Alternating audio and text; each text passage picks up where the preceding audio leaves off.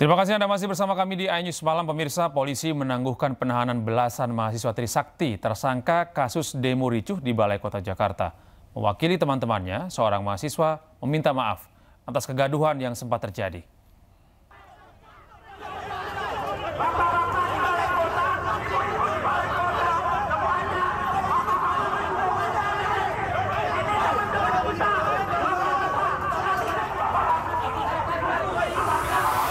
Mahasiswa Trisakti Muhammad Amar meminta maaf usai penahannya atas kasus kericuan demonstrasi peringatan reformasi di depan Balai Kota Jakarta ditangguhkan. Dalam proses penangguhan penahanan tersebut, Muhammad Amar ditemani Direktur Eksekutif Amnesty Internasional Indonesia, Usman Hamid, serta pihak Rektorat Bidang Kemahasiswaan OLA.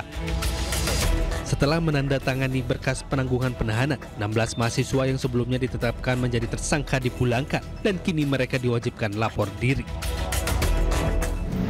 Sebelumnya saya dan juga teman-teman kemarin ingin meminta maaf atas kegaduhan yang telah terjadi di Balai Kota atas unjuk rasa yang telah kami lakukan.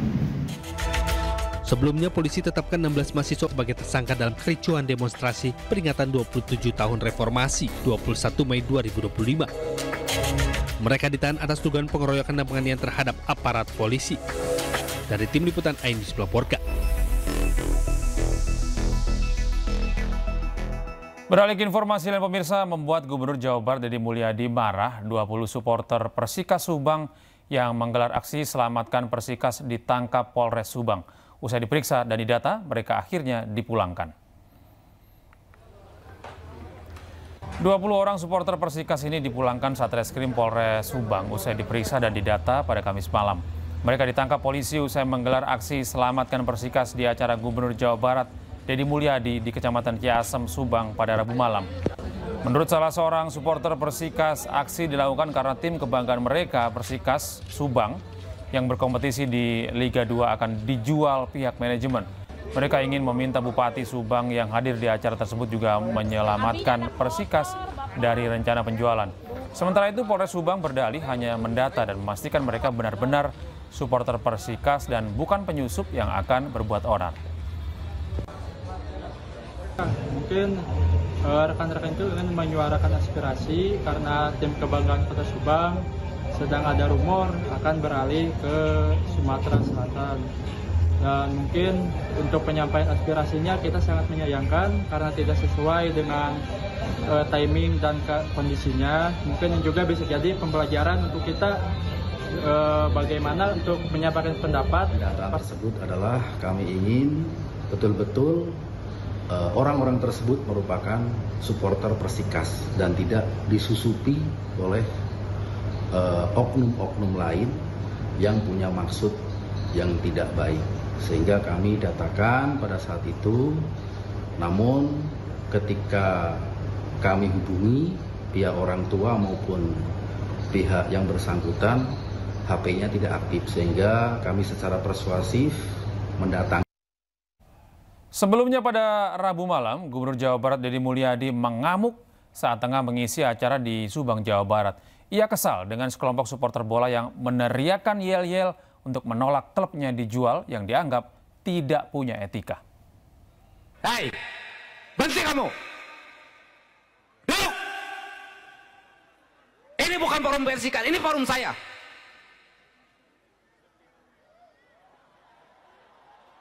Siapa kamu? Spanduknya.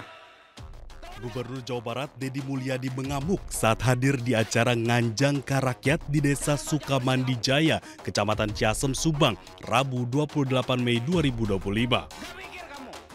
Deddy bahkan bangkit dari duduknya dan melanjutkan kemarahannya.